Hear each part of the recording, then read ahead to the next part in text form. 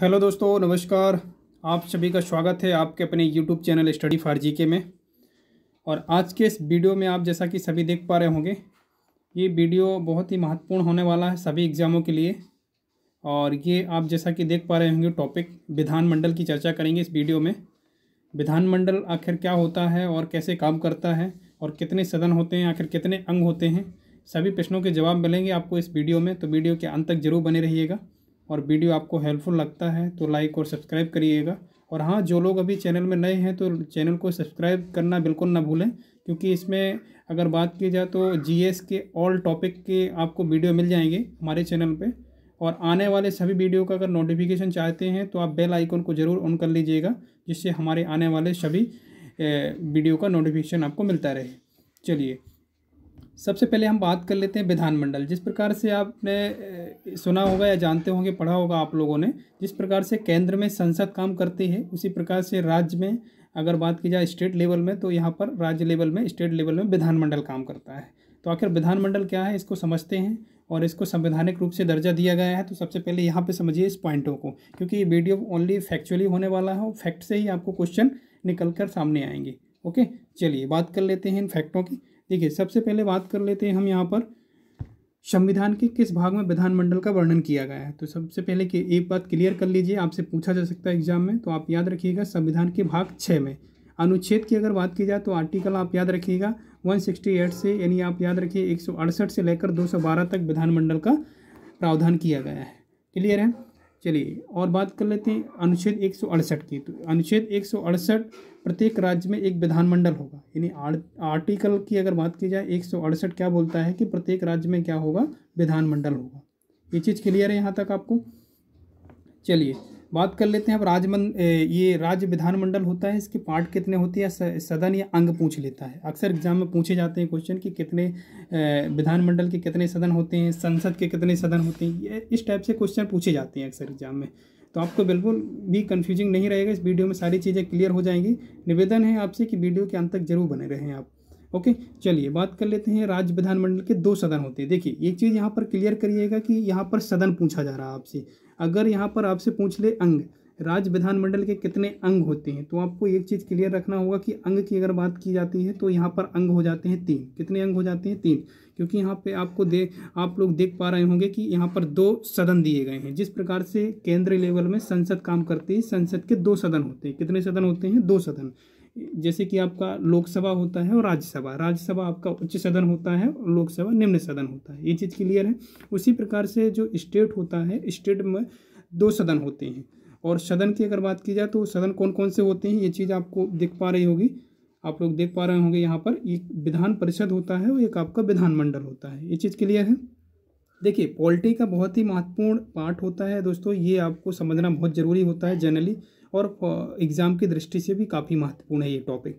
तो आप ध्यान से समझिएगा, वीडियो को बिल्कुल स्किप मत कीजिएगा, सारी चीज़ें आपको क्लियर हो जाएंगी इस वीडियो में। ओके, चलिए अगर देखिए अंग आपसे पूछ लेता है कि विधानमंडल के अंग कितने होते हैं, तो आपको याद रखना होगा 3 अंग होते हैं। देखिए, तीसरा जो अंग होता है वो कौन सा होता है? देखिए, 2 तो आपके अंग ये दिए गए हैं, विधान परिषद और विधान सभा। और तीसरा जो आपका अंग होता है, आपको याद रखना होगा आपका राज्यपाल।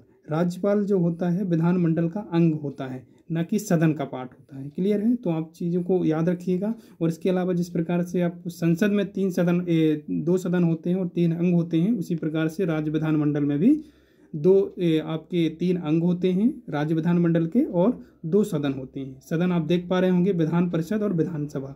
क्लियर है। चलिए, इस डायग्राम के माध्यम से थोड़ा आपको समझाने की कोशिश करता हूँ। देखिए, सबसे पहले आप देखिएगा इस पार्ट को, विधानमंडल। इस विधानमंडल को हमने 2 पार्टों में डिवाइड किया। ये हमने सदन की बात कर रहे हैं, हम लोग क्या कर रहे हैं, इसकी सदन की बात कर रहे हैं। हमने जो अंग है उसको लेफ्ट कर दिया है, क्योंकि जो सदन है, ये जो आपका राज्यपाल होता है उसको अंग में रखा गया है। सदन विधानमंडल के अंग में स्थान दिया गया है, ना कि उसके सदन में। क्लियर है। तो देखिए, विधानमंडल को हमने आर्टिकल किस में रखा है? आर्टिकल 168। आपको ये चीज़ क्लियर रखनी होगी कि आर्टिकल 168 में विधानमंडल को रखा गया है। और ये आर्टिकल 168 क्या बोलता है कि प्रत्येक राज्य में एक विधानमंडल गठित होना चाहिए। ये चीज़ क्लियर है। आई होप कि आप सभी समझ पा रहे होंगे, और मैं ठीक से और समझाने की कोशिश करता हूँ। नेक्स्ट देखिए आप यहाँ पर, ये आप देखिएगा आर्टिकल 170 और आर्टिकल 169। ये आपको आर्टिकल 170 की अगर बात की जाए तो आप देखिएगा ये विधानसभा, प्रत्येक राज्य में एक विधानसभा होगा। ये आर्टिकल ऐसा कहता है। कौन सा आर्टिकल? 170। 170 आर्टिकल क्या बोलता है कि एक प्रत्येक राज्य में एक विधानसभा होनी चाहिए। क्लियर है। और इसके अलावा आप देखिए 169, तो 169 में देख पा रहे हैं कि विधान परिषद की बात की गई है। देखिए इस जिस प्रकार से आपको मैंने पहले बताया कि संसद के दो सदन होते हैं, एक तो लोकसभा और राज्यसभा, उसी प्रकार से राज्य विधानमंडल के भी दो सदन होते हैं, एक विधानसभा और विधान परिषद। यहाँ तक क्लियर है। और जिस प्रकार से विधानसभा जो होती है ये निम्न सदन है स्टेट लेवल में, और जो विधान परिषद होती है उच्च सदन होती है। क्लियर है। और उसी प्रकार से जिस प्रकार से केंद्र में होता है, सेंटर में होता है, सेंट्रल लेवल में क्या होता है कि आपका लोकसभा जो होती है वो निम्न सदन होता है, और विधानसभा जो आपका जो राज्यसभा होती है वो आपका उच्च सदन होता है। ये चीज़ क्लियर है। ओके, चलिए यहाँ तक हमने समझा। अब बात करते हैं नेक्स्ट पॉइंट की। तो देखिए ये हमने डायग्राम के माध्यम से आप लोगों को समझाने की कोशिश की है, और आई होप सभी समझ पा रहे होंगे। देखिए राज्यों के विधानमंडल, तो राज्य का जो राज्यपाल होता है विधानमंडल का अभिन्न अंग होता है, ना कि सदन का। क्लियर है। विधानमंडल का अंग होता है। क्लियर है। ये चीज़ आप क्लियर रखिएगा कि राज्यपाल जो होता है विधानमंडल का क्या होता है? अंग होता है, ना कि सदन का पार्ट होता है। अब देखिए यहाँ पर क्या है कि विधान परिषद और विधानसभा आप देख पा रहे हैं। ये कुछ डायग्राम के माध्यम से आपको समझाने की कोशिश की है। देखिए यहाँ पर ये विधानसभा जो है ये इलेक्टेड जो एमएलए होते हैं, जो आप लोग सभी लोग परिचित होंगे और वोट भी डालते होंगे, जनता द्वारा प्रत्यक्ष रूप से चुने जाते हैं। कौन चुने जाते हैं? विधानसभा के जो एमएलए या सदस्य होते हैं वो जनता द्वारा प्रत्यक्ष यानी डायरेक्ट रूप से चुने जाते हैं। क्लियर है। और इसके अलावा जो विधान परिषद होती है, विधानसभा के जो इलेक्टेड मेंबर्स होते हैं, जो इलेक्टेड मेंबर होते हैं वो कहाँ से आते हैं? तो ये आपको समझना बहुत ज़रूरी है। देखिए सबसे पहले यहाँ पे क्लियर कर देता हूँ आप लोगों को कि देखिए ये पार्ट अप्रत्यक्ष रूप से चुनाव होता है। इनका जो चुनाव होता है वो अप्रत्यक्ष रूप से होता है। किसका? विधान परिषद का। तो यहाँ पर देखिए इन पॉइंटों से आप क्लियर कर पाएंगे सारी चीज़ें। देखिए इनका जो चुनाव होता है ये देखिए 1/3 यानी 1/3 जो पार्ट होता है वो राज्य की स्थानीय स्वशासन संस्थाओं द्वारा निर्वाचित होते हैं, और इसके अलावा जो होते हैं 1/3 राज्य की विधानसभा द्वारा निर्वाचित होते हैं। और इसके अलावा तीसरा ये पॉइंट है 1/12 राज्य के पंजीकृत स्नातकों द्वारा निर्वाचित होते हैं। और दूसरा जो है सेम है इसका भी, 1/12 राज्य के अध्यापकों द्वारा निर्वाचित किए जाते हैं, और 1/6 जो है राज्यपाल द्वारा मनोनीत किए जाते हैं। क्लियर है। तो ये पार्ट आप देख पा रहे होंगे, इससे जनता इलेक्टेड नहीं करती है, ये इलेक्टेड मेंबर ही इलेक्टेड किए जाते हैं। ये चीज़ क्लियर है। चलिए बात करते हैं नेक्स्ट पॉइंट की। ये पॉइंट आप जैसा कि देख पा रहे होंगे सभी, आर्टिकल 169 की अगर बात की जाए तो आर्टिकल 169 विधान परिषद के गठन का प्रावधान करता है, जैसे कि हम पहले जिक्र कर चुके हैं इस चीज़ का। क्लियर है। यदि राज्य विधानसभा 2/3 बहुमत से विधान परिषद के निर्माण या समाप्ति का प्रस्ताव पारित करे तब संसद को अधिकार प्राप्त हो जाता है कि वे विधान परिषद की स्थापना या समाप्ति कर सके। क्लियर है। ये संसद के पास अधिकार होता है। हम विधान परिषद की भी बात कर रहे हैं क्योंकि हमने क्या विधानमंडल को दो पार्टों में डिवाइड कर दिया, एक तो विधान परिषद, एक आपका विधान सभा। क्लियर। तो अभी हम विधानसभा के बारे में रीड कर रहे हैं। क्लियर है। समझिएगा यहाँ पर कैसे निर्माण होता है ये चीज़ हमने क्लियर कर ली। अभी देखिए वर्तमान में आपसे पूछ सकता है एग्जाम में कि वर्तमान में कितनी विधान परिषद हैं।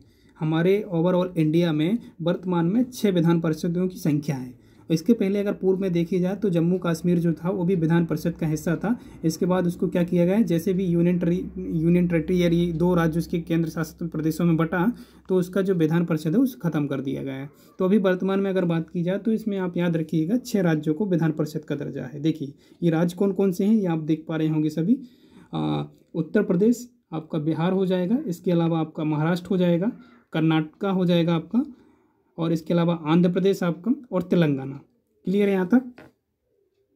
ये देखिएगा आप लोगों को डायग्राम के माध्यम से थोड़ा समझाने की कोशिश कर रहा हूँ ताकि आपके माइंड में पिक्चर बनी रहे इनकी। देखिए सबसे पहले बिहार की अगर बात की जाए तो बिहार आपका विधान परिषद का हिस्सा है। बिहार में क्या है, विधान परिषद है। और इसके अलावा महाराष्ट्र में, उत्तर प्रदेश में और कर्नाटक में, और इसके अलावा ये आंध्र प्रदेश और तेलंगाना। ये आप टोटल याद रखिएगा कि 6 जो ऐसे राज्य हैं जिन पर विधान परिषद अभी वर्तमान में है। क्लियर है।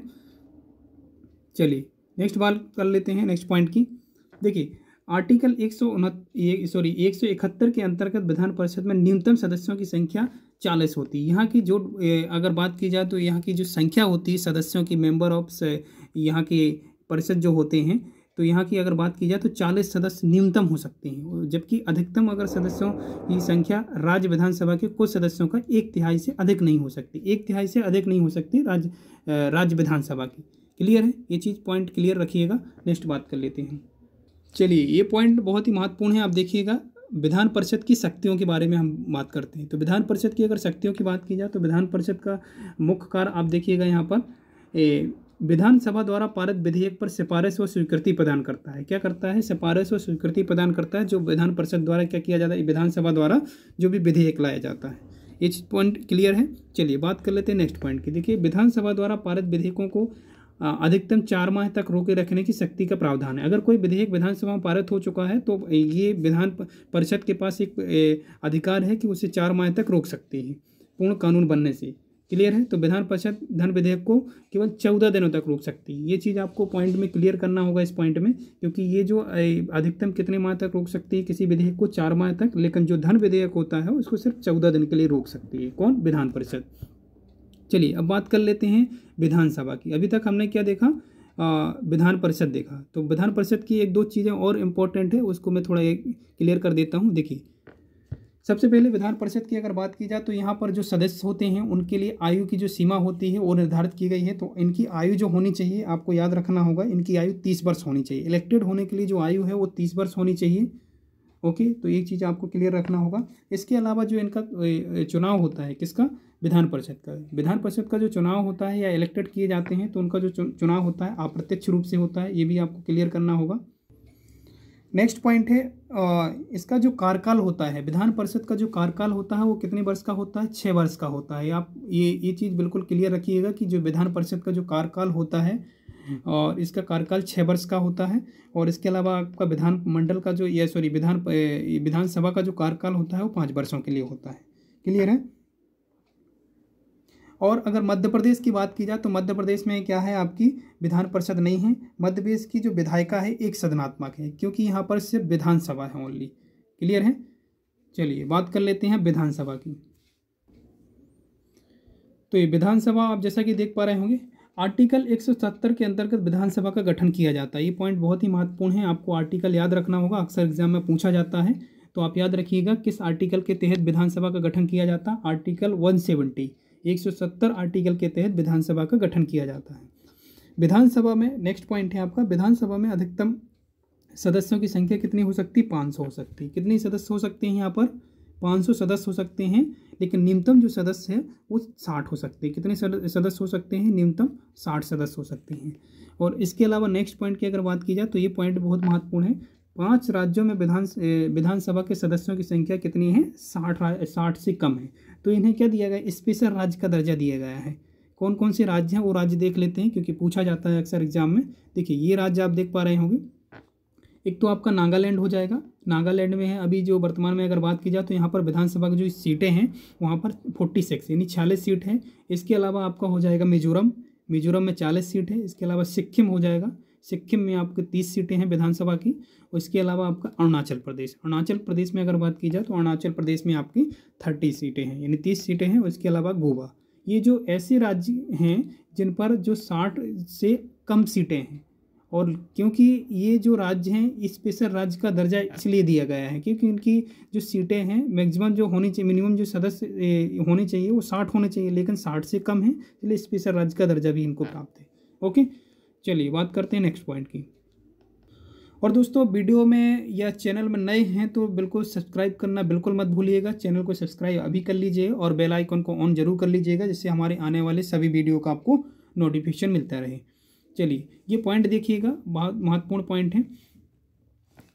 विधानसभा के लिए पॉइंट बहुत महत्वपूर्ण है। देखिए, विधानसभा के सदस्यों का चुनाव कैसे होता है, तो इन पॉइंटों पर चर्चा करते हैं। चुनाव जनता द्वारा प्रत्यक्ष रूप से किया जाता है। कैसे होता है? विधान परिषद का चुनाव अप्रत्यक्ष होता था, इनडायरेक्ट तरीके से, और विधानसभा का जो चुनाव होता है इसके जो मेंबर आते हैं इलेक्टेड होकर वो जनता द्वारा प्रत्यक्ष रूप से चुने जाते हैं। ये पॉइंट आपको क्लियर हो गया होगा, आई होप।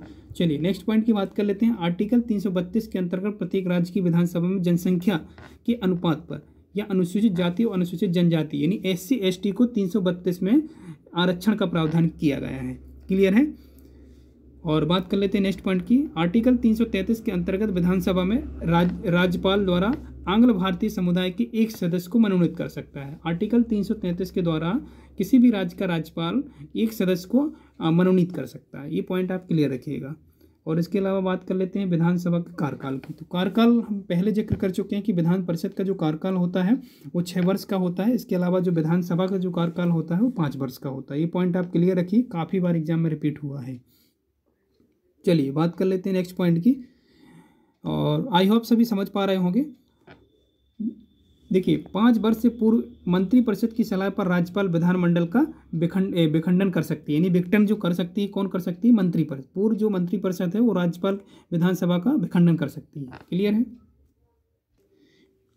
इस पॉइंट का मतलब समझिएगा कि राज्यपाल जो होता है प्रमुख होता है, और राज्यपाल के द्वारा विधानमंडल का या विधानसभा का क्या किया जा सकता है? विघटन किया जा सकता है मंत्रिपरिषद की सलाह पर। किसकी? मंत्रिपरिषद की सलाह पर। ये पॉइंट ये बोल रहा है, तो ये पॉइंट क्लियर रखिएगा। चलिए नेक्स्ट बात कर लेते हैं हम।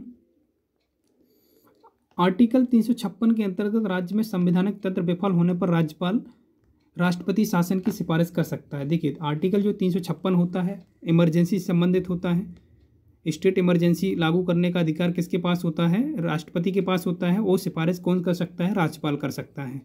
अनुच्छेद 352 के अंतर्गत राष्ट्रीय आपातकाल के दौरान विधानसभा का कार्यकाल 1 वर्ष के लिए बढ़ाया जा सकता है। ये पूछा जा सकता है आपसे एग्जाम में कि कितने वर्ष के लिए आपातकाल में टाइम बढ़ाया जा सकता है विधानसभा का, तो आप याद रखिएगा 1 वर्ष के लिए। विधानसभा के सदस्य चुने जाने के लिए जो आयु होती है, आयु आपको याद रखना होगा 25 वर्ष होनी चाहिए। विधानसभा के सदस्य चुने जाने के लिए कितने वर्ष होनी चाहिए? 25 वर्ष। चलिए और बात कर लेते हैं नेक्स्ट पॉइंट की। देखिए, विधानसभा की शक्तियों के बारे में बात कर लेते हैं। जो कार्य होते हैं वो शक्तियाँ होती हैं, ये इंपॉर्टेंट है, पूछा जाता है अक्सर एग्जाम में। तो देखिए, विधानसभा को राज्य सूची के सभी विषयों पर कानून बनाने की शक्ति प्राप्त है। राज्य सूची और संघ सूची आप लोगों ने पढ़ा होगा। तो राज्य सूची में क्या करती है? विधानसभा कानून बनाती है। तो कानून बनाने की शक्ति किसको प्राप्त होती है? विधानसभा को प्राप्त होती है। किसके? राज्य सूची के विषय में। ओके, नेक्स्ट पॉइंट की बात करते हैं। तो देखिएगा, विधानसभा के सदस्य राष्ट्रपति की निर्वाचन प्रक्रिया में भाग लेते हैं। किसके? विधानसभा के जो सदस्य होते हैं और राष्ट्रपति की जो अनुपातिक पद्धति से क्या होता है, चुनाव होता है राष्ट्रपति का, उसमें क्या हो सकते हैं? पार्टिसिपेट कर सकते हैं। चलिए नेक्स्ट पॉइंट की बात करते हैं। तो ये देखिएगा, धन विधेयक केवल विधानसभा में ही पेश किए जाते हैं। धन विधेयक की अगर बात की जाए तो धन विधेयक कहाँ पर पेश किए जाते हैं? विधानसभा में ही पेश किए जाते हैं। नेक्स्ट पॉइंट की अगर बात करेंगे तो देखिए, राज्य की मंत्रिपरिषद केवल विधानसभा के प्रति उत्तरदायी होती है। ये इंपॉर्टेंट है, एग्जाम में पूछा जाता है अक्सर कि राज्य की मंत्रिपरिषद किसके प्रति क्या होती है? उत्तरदायी होती है। तो आप लोगों को आंसर देना होगा विधानसभा के प्रति। क्लियर है? विधानसभा में बहुमत दल का नेता कौन होता है? जिस पार्टी का, जिस दल का क्या होता है, बहुमत ज़्यादा होता है, उसे कौन मुख्यमंत्री नियुक्त कर सकता है? मुख्यमंत्री की नियुक्ति कौन कर सकता है? आपका राज्यपाल। जिस भी दल का बहुमत अधिक होता है उसकी नियुक्ति कर सकता है कौन? राज्यपाल कर सकता है। उसके मुखिया या मुख्यमंत्री बोल सकते हैं। क्लियर है? तो मुख्यमंत्री की नियुक्ति कौन करता है? राज्यपाल करता है। ये चीज़ भी आपको क्लियर हो गई होगी आप। तो दोस्तों, वीडियो कंप्लीट होता है। आई होप सभी समझ पाए होंगे, और कमेंट में अपनी राय जरूर दें वीडियो आपको कैसा लगा। ओके, और मिलते हैं हम किसी नए वीडियो में और किसी नए टॉपिक के साथ। तब तक के लिए आपसे विदा लेते हैं। जय हिंद, जय भारत।